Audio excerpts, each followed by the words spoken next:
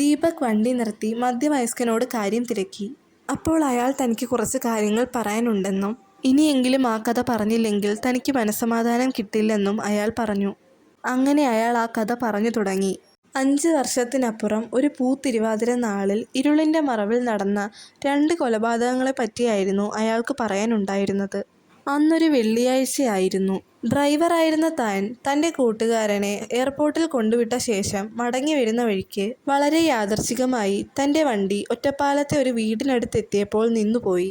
അയാൾ പലതവണ ശ്രമിച്ചെങ്കിലും ആ വണ്ടി മുന്നോട്ടെടുക്കാനായില്ല. റോഡിൻ്റെ നടുക്ക് വണ്ടി കിടക്കുന്നതിനാൽ മറ്റ് വണ്ടികൾ വല്ലതും വന്നാൽ അവർക്ക് അസൗകര്യമാകുമെന്ന് കരുതി അയാൾ വണ്ടി റോഡിൻ്റെ സൈഡിലേക്ക് മാറ്റിയിടാനായി ശ്രമിച്ചു. പക്ഷേ അതിനായി ഒരാളുടെ സഹായം വേണ്ടിവരുമല്ലോ എന്നാലോചിച്ചു നിൽക്കുമ്പോഴായിരുന്നു റോഡിനോട് ചേർന്ന് നിൽക്കുന്ന ആ വീട്ടിൽ നിന്ന് വെളിച്ചവും എന്തൊക്കെയോ ശബ്ദങ്ങളും കേൾക്കാൻ തുടങ്ങിയത്. ആ വീട്ടിൽ ആർക്കോ എന്തോ പറ്റിയിട്ടുണ്ടെന്ന് മനസ്സിലാക്കിയ ഞാൻ ആ വീട്ടിനകത്തേക്ക് കയറാൻ പോയതും പെട്ടെന്ന് തന്നെ ഒരു പർദ്ദ ധരിച്ച രൂപം വന്ന് എന്നെ പുറത്തേക്ക് വലിച്ചുകൊണ്ട് പോയി. നിങ്ങൾ ആരാണ്, അവിടെ എന്താണ് നിലവിളി ശബ്ദം കേട്ടത് എന്നൊക്കെ ചോദിച്ചപ്പോഴേക്കും കുറച്ച് പൈസ എൻ്റെ കയ്യിൽ തന്നതിന് ശേഷം ഇവിടെ കണ്ടതും കേട്ടതുമായുള്ള കാര്യങ്ങൾ നിന്റെ മനസ്സിൽ നിന്ന് മായ്ച്ചു കളയണമെന്ന് പറഞ്ഞു. അല്ലെങ്കിൽ ഇവിടെ നടന്ന പോലുള്ള സംഭവങ്ങൾ നിന്റെ വീട്ടിലും അരങ്ങേറുമെന്നും അയാൾ പറഞ്ഞു.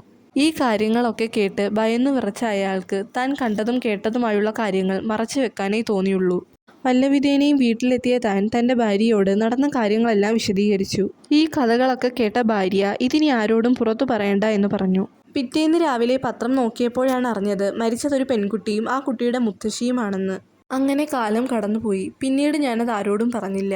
പക്ഷേ ഇതെല്ലാം ഇപ്പോൾ വന്ന് പറയാൻ കാരണം കഴിഞ്ഞ 2 മാസങ്ങൾക്ക് മുമ്പ് ഒരു റോഡ് അപകടത്തിൽ എൻ്റെ ഭാര്യയും മകളെയും എനിക്ക് നഷ്ടമായി. ആ ഒറ്റപ്പെടലിൽ നിന്നപ്പോഴാണ് എൻ്റെ മനസ്സിൽ ഒളിപ്പിച്ചിരിക്കുന്ന ആ സത്യം ഇനിയെങ്കിലും പുറം ലോകം അറിയണമെന്ന് ഞാൻ കരുതിയത്. ഈ വീഡിയോ എല്ലാവരും ഒന്ന് ലൈക്ക് ചെയ്ത് സബ്സ്ക്രൈബ് ചെയ്ത് കമൻറ്റ് ചെയ്യണേ.